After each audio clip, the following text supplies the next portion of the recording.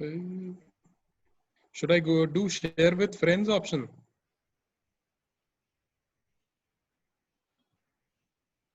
Okay, good. It says on my profile. So I you can start that, right? Yes, perfect.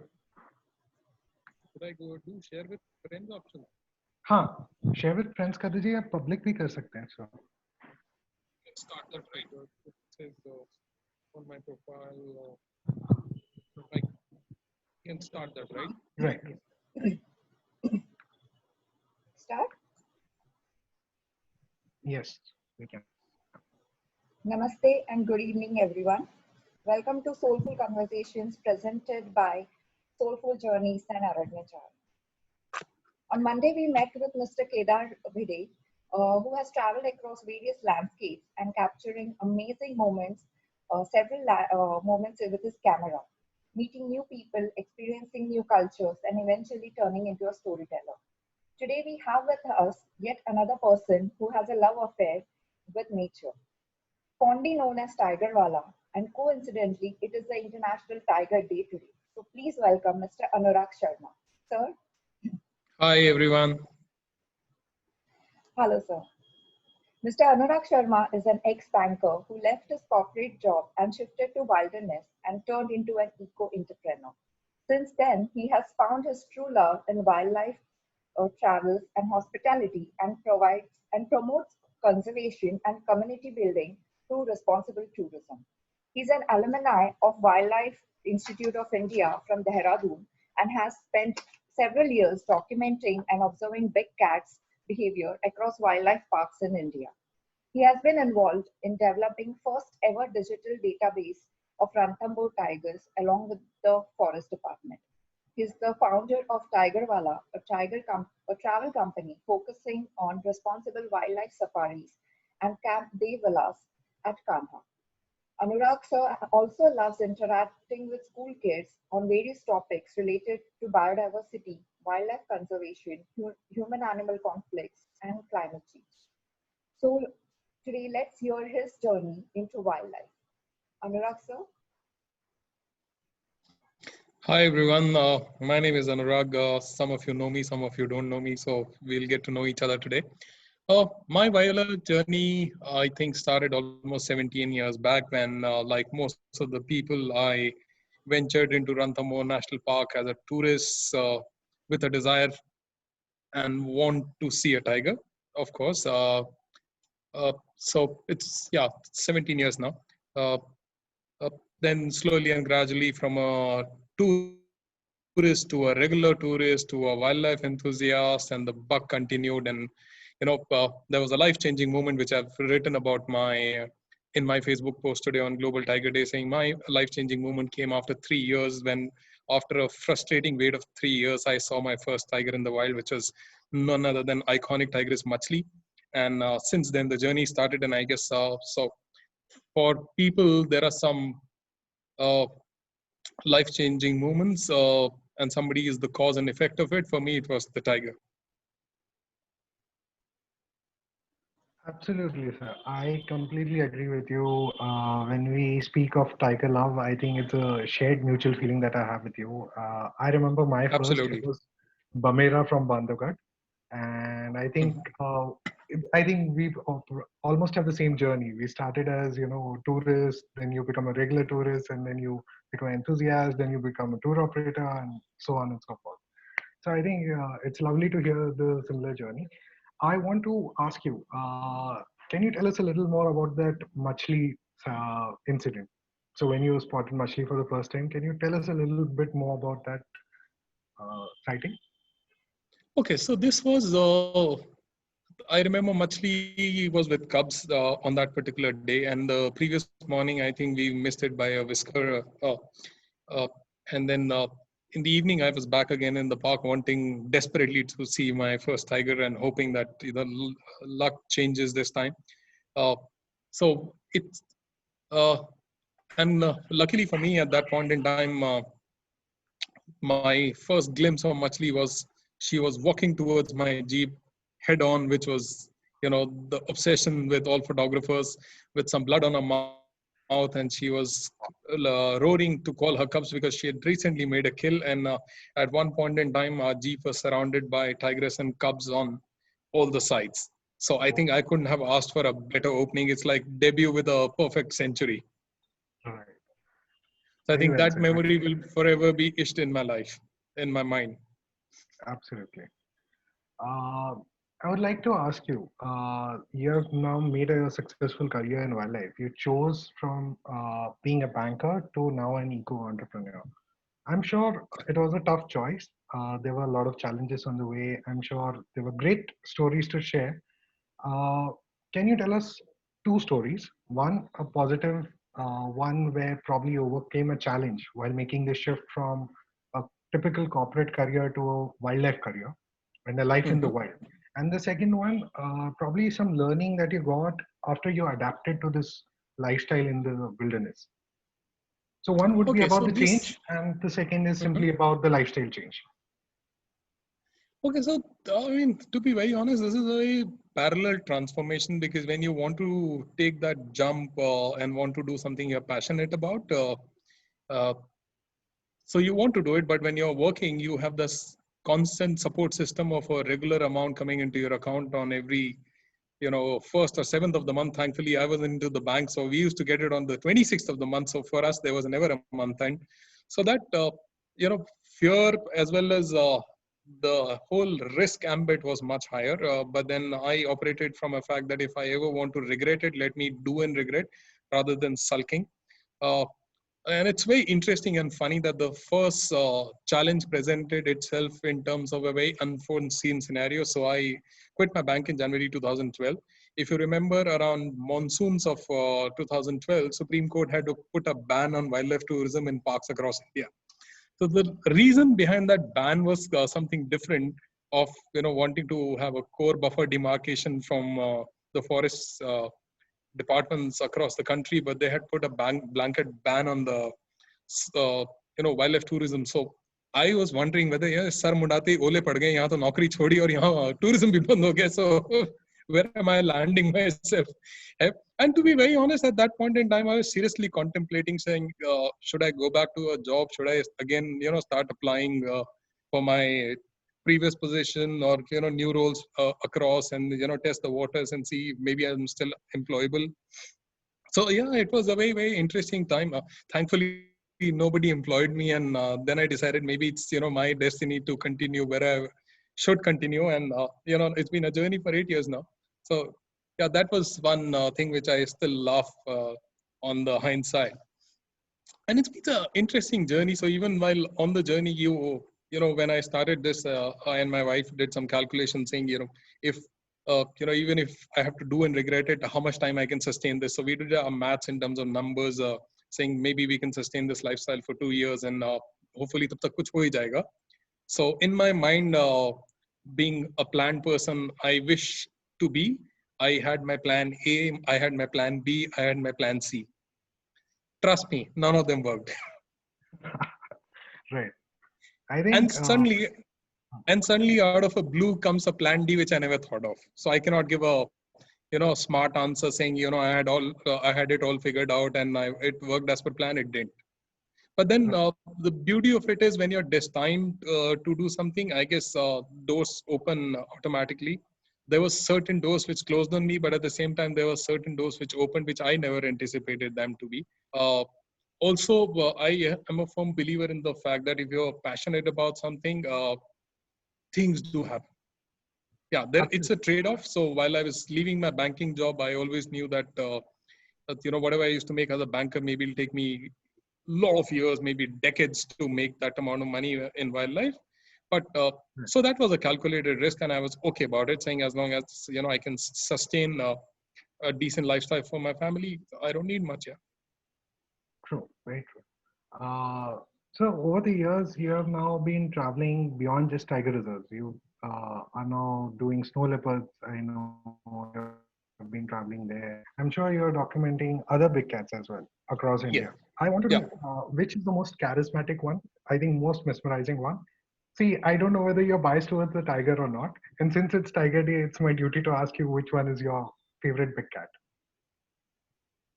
Okay, so honestly, I was lucky enough to be born in terms of wildlife journey in the era of Machli, when Machli was still at her prime, and I was lucky enough and was a part of a lot which was able to see a lot of Machli's behavior. And since she was my first tiger in the wild after a frustrating wait, and also she was the most iconic tiger, and she and I had a very long journey in terms of being able to watch her from her journey from her prime days to her decline when her daughters took over. Then she moved over to another territory, and also, in fact, till about a couple of days before her unfortunate death due to old age. So forever, one tiger will always be my first love.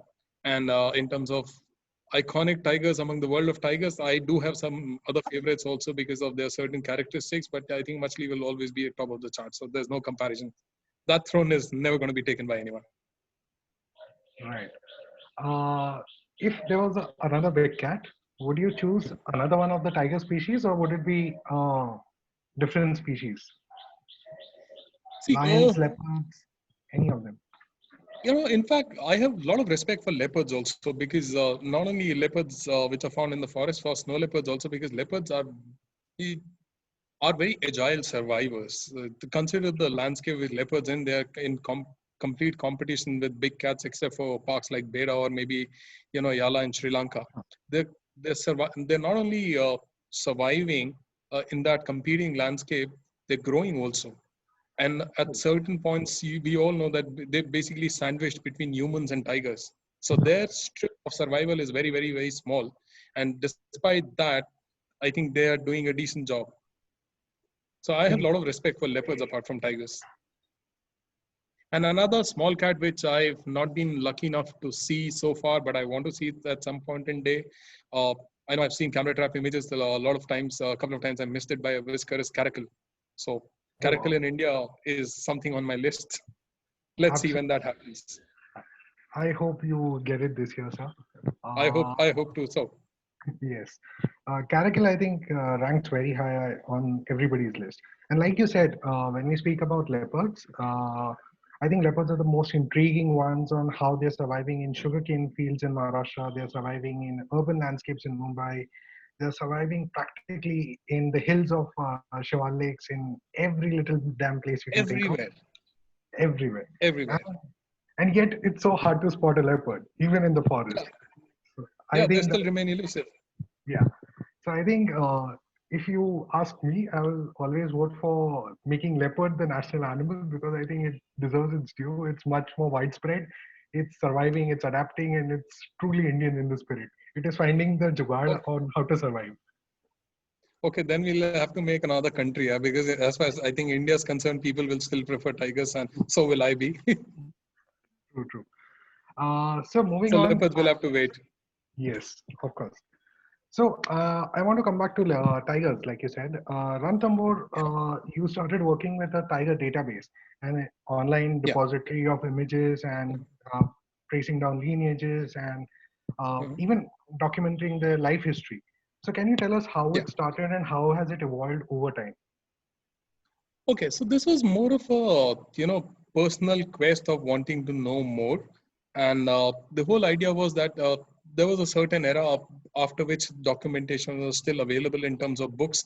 But again, there was ambiguity in the form that, every individual preferred to keep a different tiger name for a different tiger. And the dots were not matching. So out of my own inquisitiveness, and this was the time when camera tracking had just started, Forest Department had just started making database in terms of stripe patterns. So one day we were just, I was chit-chatting and we said, why cannot we make a repository of these tigers and, keep it over the years so that it can track the lineages and not only the left-right flank patterns, which was kept by Forest Department, we started capturing the facial markings also. And with some help of some friends who were pioneer in identifying those tigers basis facial markings and stripe patterns, we actually ended up compiling all these photographs on one particular page saying this is the left flank, this is the right flank, and this is the facial marking. And we were successful for doing it for a lot of tigers. Not only that, we were able to keep a database in terms of who's the father, who's the mother. When the cubs were first sighted, we backtracked it, basis 90 days theory saying 90 to 104 days. So this was the probable time when they were born. This was the area when they were born. And this data was fantastically utilized by Forest Department as to identify that these cubs and even genders. We used to keep records of even mating dates whenever we used to get information that there was any major incident like fighting with another tiger, mating, abnormal sightings in a territory outside the territory. So all that is documented. I remember when there were a lot of cubs in the park, around 27 cubs in the park, the Forest Department was able to utilize that data in terms of identifying that when these cubs are going to become subadult, when are they likely to disperse? And if when they're dispersing from the mother home range territories, which female cubs are likely to remain in that area and which of the cubs which are male are likely to disperse. And when they're dispersing, if they're moving out of the park, which areas they are probable to like to go. So this was first such concrete effort which was done. And I'm glad that, that data was put to some good use. At that point in time, we also used to do something like a daily sighting report where we would pick up in the information on sighting and publish it on a daily basis. The whole idea was that people should be informed as to which zones are doing good in terms of sighting, not that, want to crowd it, but the whole idea was to provide information which people always wanted to seek. True, got it. So over the years, I think this model has been picked up. Last Wilderness and I did one very recently in 2019. There was another edition before this in 2015 for Bandhavgarh. Kana has also done something similar with Tigers of Kana. Yeah. They've documented the history. Yeah. And I think you were probably the first person who did this, and then this has been followed on in different parks. That's a beautiful project, and I think it clear, concise information to guests and to naturalists and anybody who's visiting is a necessary thing, and especially with respect to tiger identification, behavior, and even area dispersions. Looking back at Ranthambore, do you think? I think the current data is out. I didn't have the chance to look at the data for Ranthambore, but there has been a lot of reports that Ranthambore has now maxed out in terms of the tiger carrying capacity. So Ranthambore, fortunately, unfortunately, this is true for most of the tiger parks. The core areas of the park are already optimized in terms of carrying capacity. The whole challenge is that, a tiger reserve on paper looks much larger. For example, Ranthambore has a major chunk of Kaladevi Wildlife Sanctuary, which is the part of Ranthambore's total tiger reserve area, but 50% of it is already a degraded landscape. True. So all across, I think we've been observing that tigers are prolific breeders and the numbers are growing up. All they need is undisturbed landscapes where they can not only survive, but they can multiply. Like, for example, you've been visiting Ranthambore. There was a time when zone 6 to 10 in Ranthambore was basically a grassland. True. There was hardly any tigers. Right. And today, not only there are tigers, there are breeding tigers. And in that whole, gambit of zone 6 to 10, I think there's movement of 13 to 15 tigers, yeah.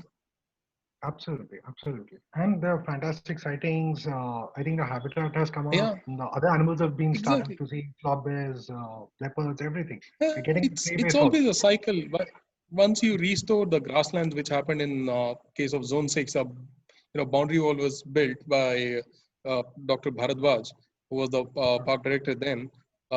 Once that boundary wall happens, the cattle movement inside the park reduced. I would not say stopped. Some cattle you can still see today. because boundaries are porous and human greed is never ending. But then once the grassland started generating, herbivores started moving in that area, and the big cats followed. So that's a natural way how areas are repopulated. Right, absolutely. So coming back to your journey again, I would like to know. So you started Tiger Wala, Yeah. and now Camp de Villas in Ghana. So I Yeah. want to know, how do you strike a balance between traveling and maintaining the lodge, and how do you balance the work between these two different spheres Okay. of tourism? See, these are two interlinked aspects of tourism. So Tiger Wala started first. We started as a blog and information portal, and then subsequently we transformed ourselves into a travel company, and then the lodges happened. So it was more of a forward and backward integration, so to say, for us, as to that we thought we were using other lodges as hospitality partners for our guests, and we thought if we have a base of our own, it'll be much more easier to provide or to do certain activities, having your own basis conducive. So that's how I Right. did. And as far as balance is concerned, I think I cannot be complaining. I keep joking about saying people spend money to go on a holiday, and my holiday earns for my living. So I surely cannot complain about anything. Absolutely, absolutely. Uh, in all the things that you do, I'm very particularly fond of the initiative that you run called Week Without Walls. Yeah. So it's a children initiative where you're teaching them about tribals, art, local art forms. You're talking about astronomy. You're talking about so many things. Can you tell us how did this idea start? And you did a recent online version also for the first time. Yeah. In fact, So, we're still doing it. oh yeah, that's one is already on. So Yeah. can you tell us how did you start and what's your intention with it? So Okay, so Week Without Walls basically is a platform where we give outdoor experiential learning, experiences to school kids, which is beyond the confinement of four walls of a school. The whole idea is to take them away from urban chaos and digitization, so to say. So it's basically a gadget-free holiday for kids where they are not allowed any gadgets of any kind. We take them to mostly remote wilderness locations across national parks and to our camp in Kana and other locations in India, where they're exposed to not only wildlife, but they are given a holistic perspective of other things related to wildlife also. And they do interact with communities. They do a little bit of social service. They involve themselves in art forms like pottery or tribal painting. So they learn about it. They do stargazing here. They learn about tools in conservation. They interact with forest officials and forest guards and learn about their livelihoods and challenges.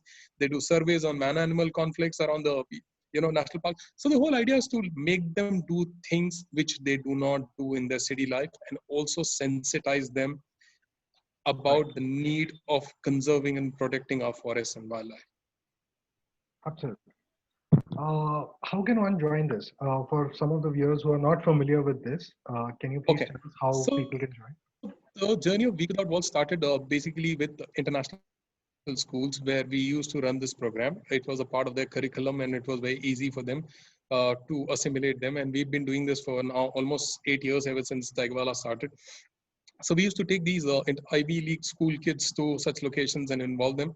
And suddenly, a lot of my friends, children, and a lot of my friends who knew that we were doing something like this started questioning, saying, "Probably my child's school is not doing something like that, but I still want to enroll my child and send it to you." So, in fact, the year before, we said, why not we start this as an open source platform for school kids other than the Ivy League schools which we are working with, and let everyone come in. So we did our pilot with two batches in summer, and both of them were sold out very happily. I'm glad to know that. And those were a hit success. So by end of both the programs, the kids were already asking me, saying, "Uncle, when is the next camp happening?" And this year also, again, our camps were planned at two different locations. But unfortunately, because of this whole pandemic situation, we were not able to conduct those camps. And then we said, if we're not able to do those camps this year, let's, you know, take the nature to the classroom of children. And let us do these online sessions where we can still talk about issues related to nature, environment, wildlife. So currently we're doing the 4th edition of Week Without Walls, and yeah, it's a tremendous response. I'm seeing every week we come out with new topics, and I see again same kids involving. So we touch topics like birding, we touch topics like stargazing, we touch topics like animal awareness. We did sessions on clay modeling or origami related to animals. Now we are doing the upcoming session is on tribals and tribal art of India, because they are at the forefront of wildlife conservation. So it is also exposing them to various aspects related to wildlife and conservation.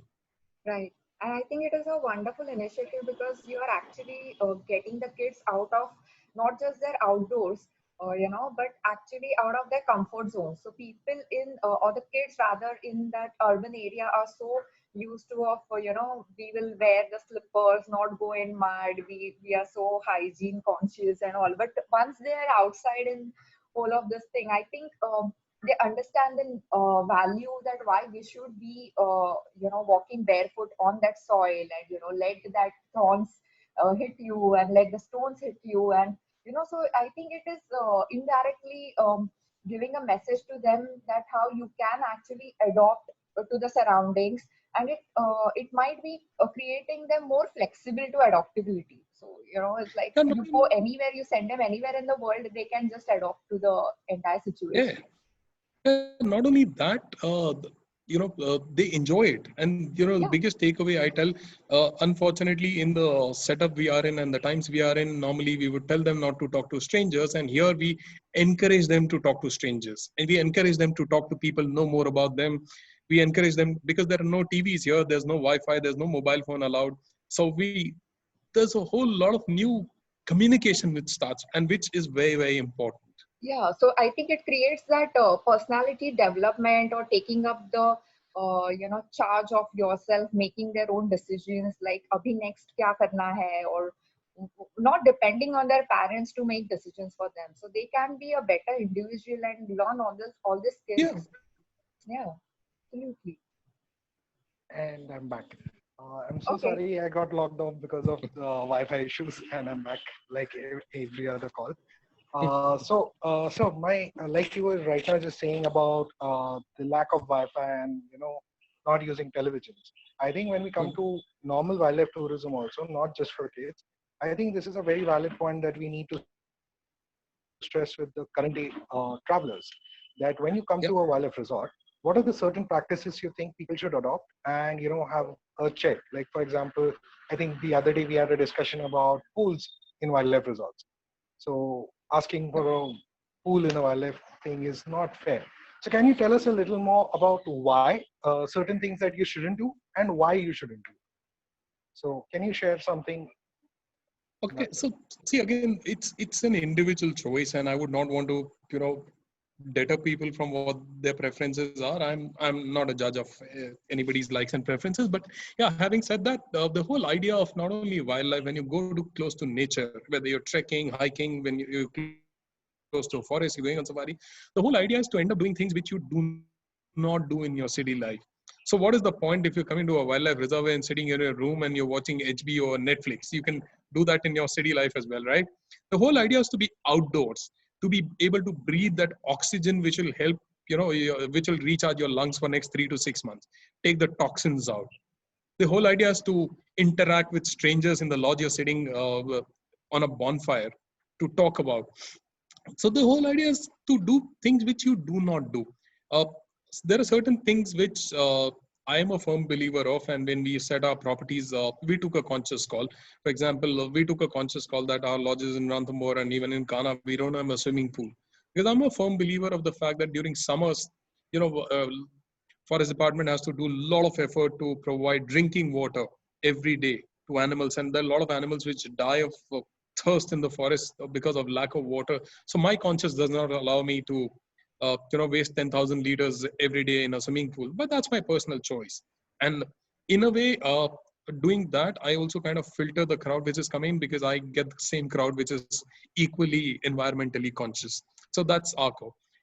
Again, in our lodges, we do not allow loud music as a policy because our lodges are close to eco-sensitive zones. So respecting that, for any matter, as a policy, we do not allow loud music. The only kind of music which is allowed is the tribal music, which happens in our camp on special occasions when Baigas come and perform. or even the folk artists in Ranthambore come and perform, there's no loud music ever. The other call which we took, last year was to reduce the use of single-use plastic in our lodges. And I was just doing one day a maths in terms of the bills of mineral water bottles which we purchased during the entire season. And I was just doing a calculation saying if a small lodge like us uses so many plastic bottles every year, what is the number of plastic waste which is generated by all lodges put together in the area.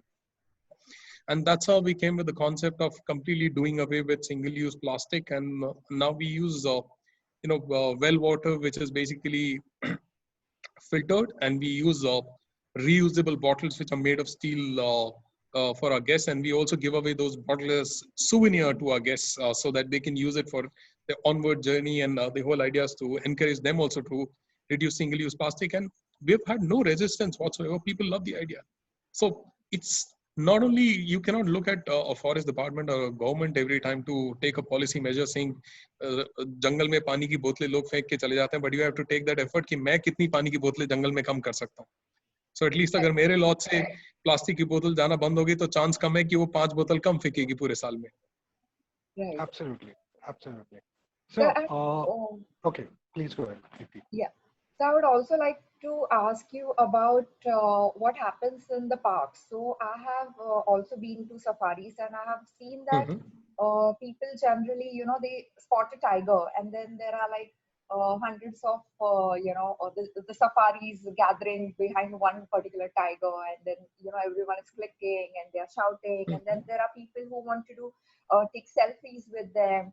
Or they are like calling each other, "Arey, idhar aao, wahan pe tiger hai." So I think that the whole chaos the tourists make, I'm sure it must be disturbing the tiger. Although the tiger doesn't react, that is what I have observed. But yeah, so and what can be done in such situation, and how tourists should be responsible, while going in the safaris?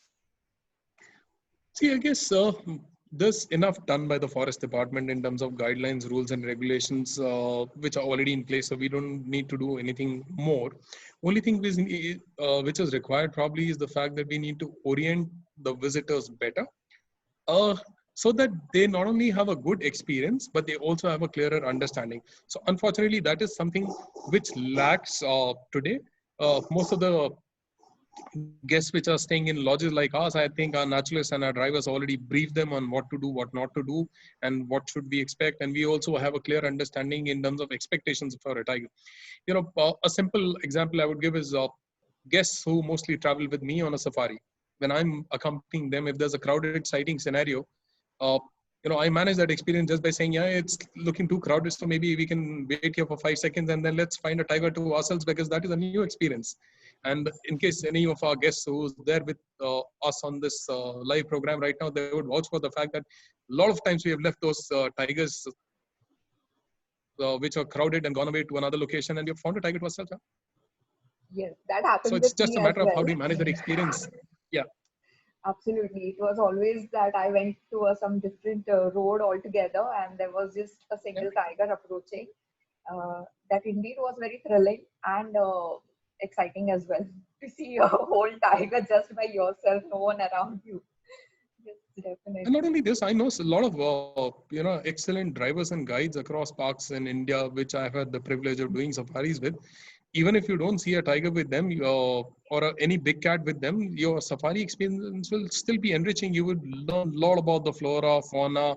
They would treat you with stories of the forest. So you still don't feel like as a loss कि मेरे 3 घंटे बर्बाद हो गए, मुझे कुछ नहीं देगा. Yeah. So it is all about how do you manage that experience. Yeah, and it is more about the entire jungles, and it shouldn't be just about the tigers. I think when we go to look out for tigers, on the way we are missing out on a lot of other things. So there are, as you said, there are birds and there are the predators and preys, and I think it is the whole experience, like how people, how the monkeys are giving out the calls, or how the peacock gives out the call that there is someone, or the foot stomping of the deer telling that the tiger is nearby, all these things. And it is a very different experience that to learn all this, that how these animals and birds interact with each other. And I think they have a better communication system than what we have. And they True. absolutely know where anyone is standing and how to communicate to each other. And I think it should be more about the entire experience of the jungle rather than just running behind one particular animal. See, again, I'll be not mincing words. See, tigers are an iconic species. India holds almost 50% of the world's global wild tiger population. So if a guest is not expecting to see a tiger in India, where else would it be? So yes, there's an expectation, but how do you manage it? Right. How do you provide an experience which is not only tiger, but a tiger plus? And there are a lot of people who do it successfully, not only us as a travel company.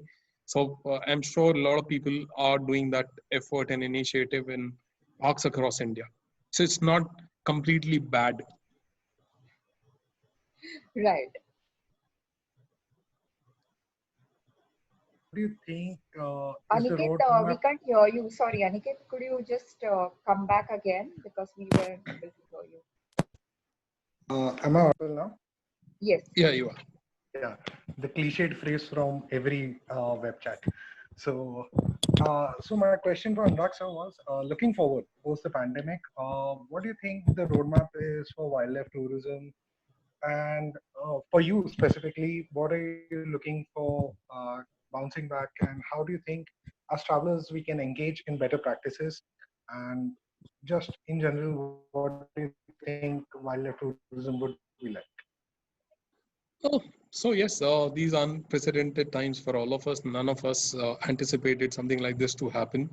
I think, to be very honest, even till now, a lot of the things which are being talked about are intelligent guesses.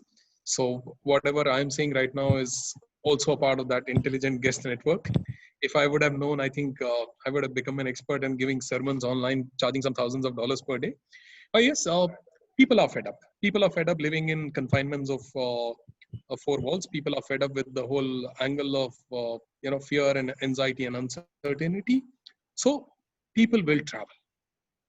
Now, when they will travel is a question of time, whether it is after the discovery of vaccine which comes in, or it is after once the travel restrictions are lifted. Because I know for a fact a lot of people are still wanting to travel. They want to travel, but there's a whole uncertainty that what if we come to your place and there's a lockdown happens in my city?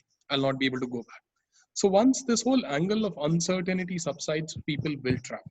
People would want to travel to isolated locations. People would want to travel to remote locations, which are absolutely safe, which are not crowded. People would want to travel to smaller properties where there's a smaller inventory of 5-10 rooms rather than a hotel of 50-60 rooms. That is what my intelligent guess is. So yes, it will pick up. There'll be restrictions in place which are already, and I'm sure they will continue over the next season as well. So we'll all have to live with it. We do not have a choice. Like, people are saying that this COVID is not going to go anywhere. There already talks about it, another wave coming in the month of winter. So we don't know. We don't know how it is going to be. So right now it is all intelligent guesswork, and we'll have to all play it by the ear. But yeah, people would want to travel. That's what my hope is. And being an entrepreneur, I always have to be positive that yeah, things will change. Hoga, hoga, hoga. So Absolutely. I'm pretty hopeful that wildlife tourism will pick up with all its restrictions and safeties and precautions. True. But it'll be a slow start. Yeah, definitely. Definitely.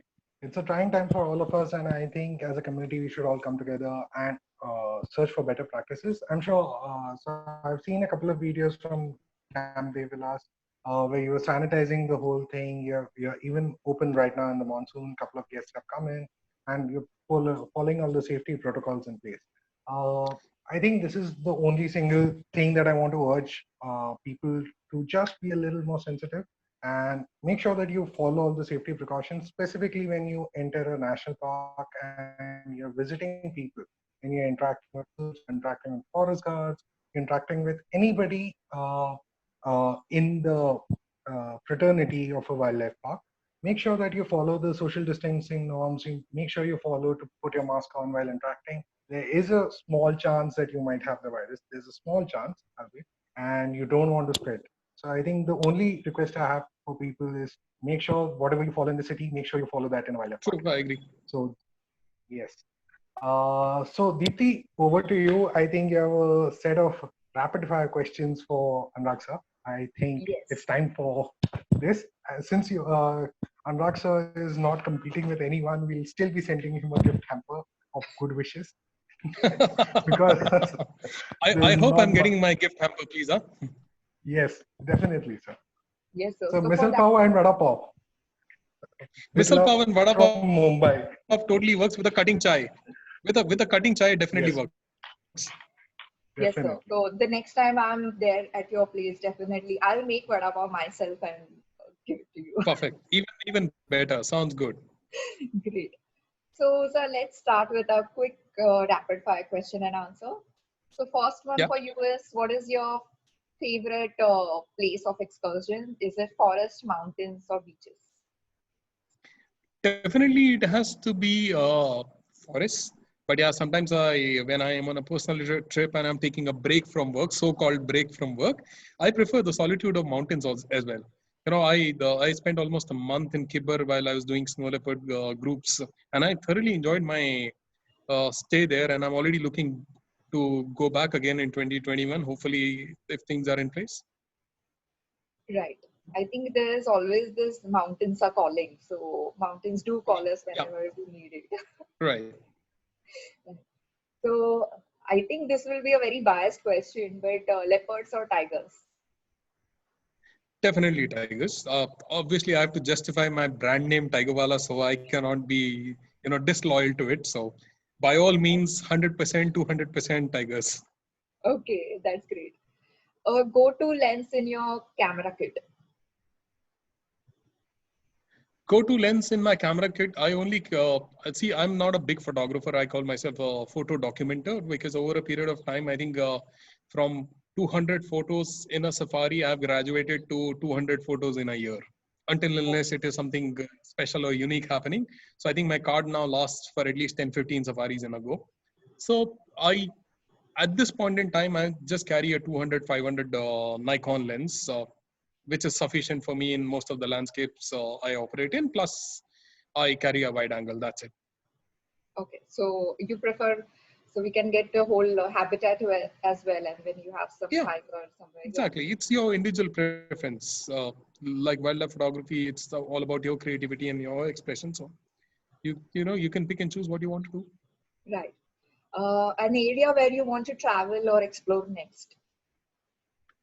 Okay, area and for the last couple of years now, there's a itch to travel to the lesser known parks in India, and there's a desire to see tigers. So I've been lucky with Dudhwa. I have been lucky with seeing a tiger in Nagzira, where a lot of people don't expect to see a tiger.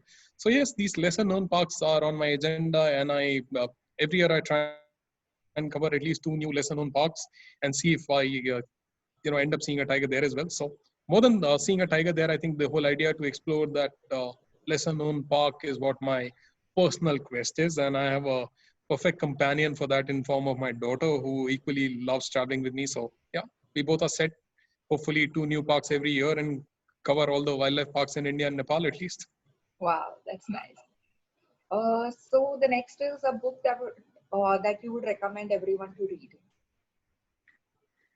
Uh, I think any of Jim Corbett's readings is, immediate go-to, because the way he transforms you into the forest is unparalleled. Reading that anecdote of him sitting on a machan in midnight on a full moon, in midnight of a full moon, I think the way he can transform yourself and take you to sit on that machan with him is unparalleled. So any of Jim Corbett's readings, Omnibus or Man-Eaters of Rudraprayag, anything from Jim Corbett would be my go-to. Right. Someone from the field you look up to. So there are a lot of people. And there are a lot of people who I have a lot of respect and admiration to, and they would, it'll be very, very wrong that if I just name one person, because I look up to a lot of forest guards, I look up to a lot of safari drivers, I look up to a lot of guides from various national parks, I look up to a lot of forest officers, I look up to a lot of photographers, I look up to a lot of my own guests who travel with me. So there's a whole bunch of people.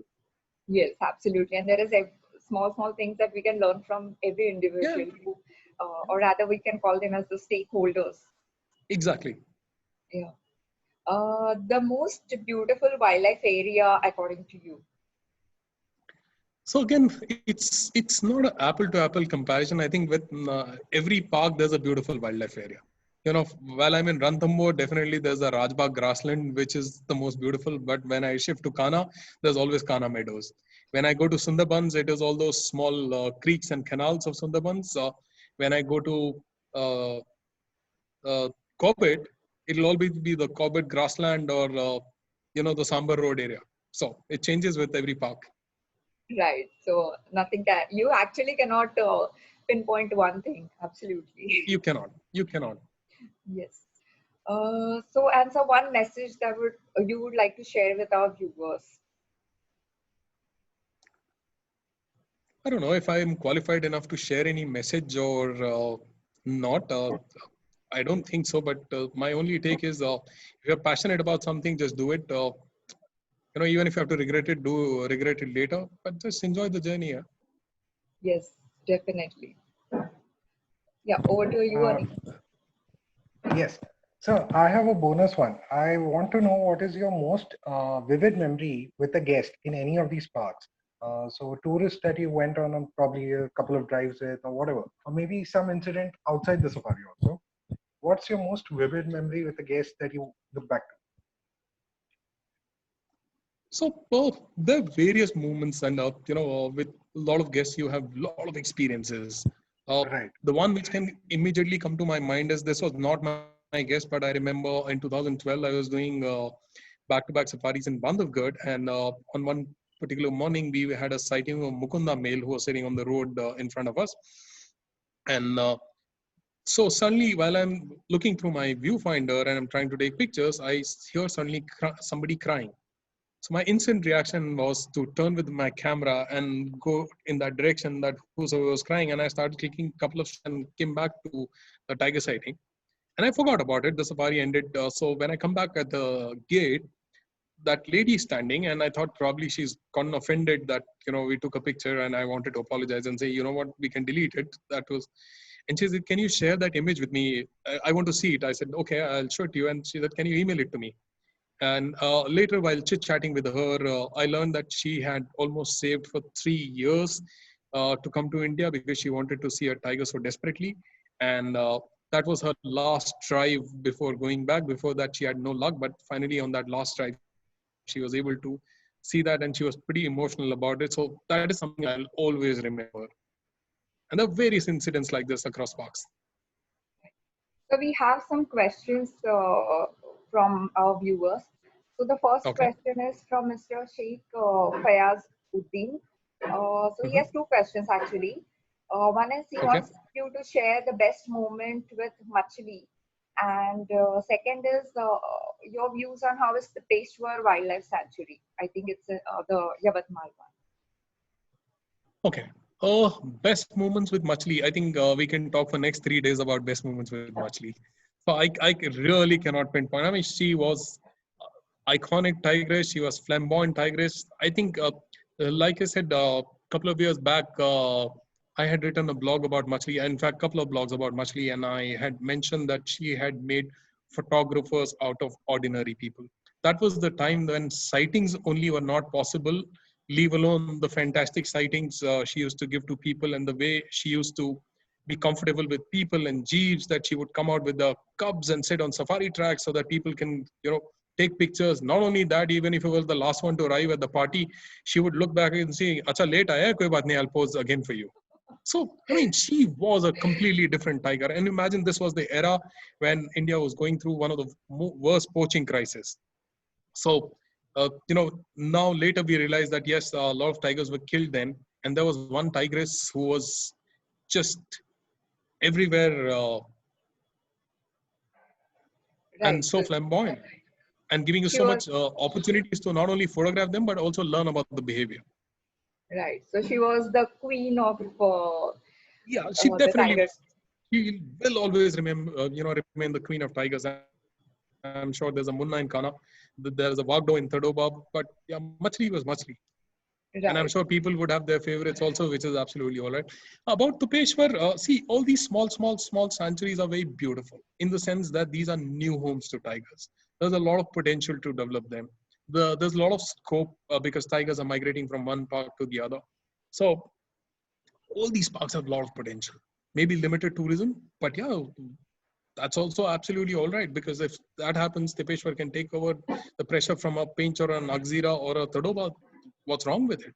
Yeah, exactly. And it will distribute the whole crowd that Exactly. recently Yeah. contributes to only one thing. Yeah. And even those small Right. pockets of what we call the villages around that area will, economically and socially come up, and people will get Correct. aware that how to avoid this animal conflicts in those areas, and be more aware about the importance of wildlife as well as tigers, and how to actually Absolutely. behave. Yeah. Absolutely. Yes. Yes, Aniket.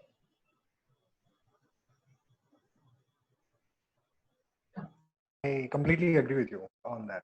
I was just saying that.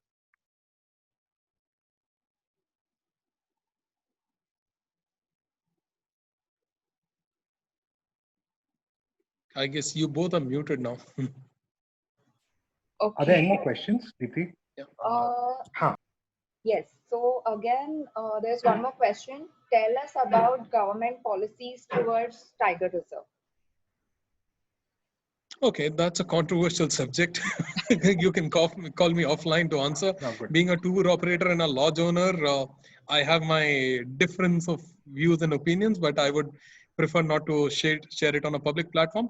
There are a lot of favorable policies, there are a lot of good officers, and there's always scope of improvement is what my politically correct answer would be. So anything Right. other than that, we can discuss it offline. True. Yeah, over to you, Aniket. Do Yes. you hear me? Yeah. Okay. I hope I'm audible now. Yes, yes. So, okay. So I have a different question.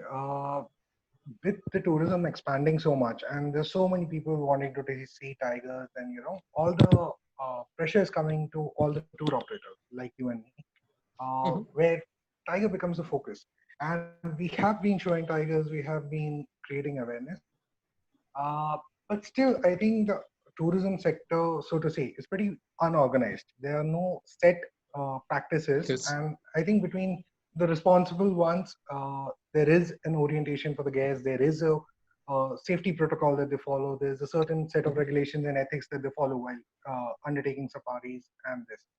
Do you think there is a need for stronger policies from within the industry rather than the forest department or a policing body? Rather than that, do you think there's a need for it to come from within the industry, so to say? I guess it has to come from all the levels. Like again said, I Right, still have another 20 years to give comments on policies and guidelines of forest right, department. But I think it has to be a multi-layered approach wherein even forest department has to think of tourists as friends of wildlife rather than offenders, which right, sometimes unfortunately in some parks they are thought of as. And at the same time, tourists have to be responsible. See again, true, there is no denying from the fact that tourism plays a very important role in wildlife conservation. It is a proven report even by government bodies saying the parks in which tourism is thriving, there has been a increase in number of tiger population. There's no direct linkage to it, but yes, it gives more employment, it gives true, more sensitization, it gives people alternate ways of livelihood. So people are more sensitive about not cutting trees, entering forests, poaching, blah, blah, blah, blah, blah. So you right, cannot take that away from the fact ever. So it has to be a multi-layered approach. And yes, absolutely, there's always scope of more and better to do. right, Somewhere, unfortunately, this whole restriction of only opening 20% of the forest for tourism is also a true, culprit. That is what I firmly believe is if you open today true, the same forest with same number of jeeps, I'm not even saying increase number of jeeps, but it will be more distributed and more absolutely, regulated in itself. There'll be no crowding right, issues because if you ask me, I would never prefer to stay at a crowded location. You tell me that you have to right, enter at 7, you come back at 11:30 or 12, but you can go wherever you want to. There'll be better patrolling. right, absolutely. I completely agree with you, and I think it will also, like we discussed before, I think it will also spread the economic benefits beyond just a couple of tourism-friendly villages and those very close-by areas. So, like for example, people familiar with Bandhavgarh know that most of the economic benefit and the development, so to say, comes only to Tala. It does not spread across the tiger reserve and places like Sherdole, which also have a very huge population of tigers. So I think Yeah, the economic benefits also need to disperse, and I think I should completely it agree should. with you, Anurag. Yeah, and I completely agree with Anurag ji. Ki the moment the development also spreads, there will be economic benefits, there will be job opportunities, there will be other employment sources also. So which will invariably help strengthen the network between the department and the locals, and eventually conservation as a whole. Yeah, I Okay. totally Yeah. agree. Yes. Completely. All right, sir. Deepti, are there any more questions that we need to take? No, we don't have any. Okay. So I will move towards wrapping up today's session. I think one thing I genuinely want to say, because it's Tiger's International Tiger Day today, I think a lot of people have become tiger devotees in my own version of what I would express as tiger devotees.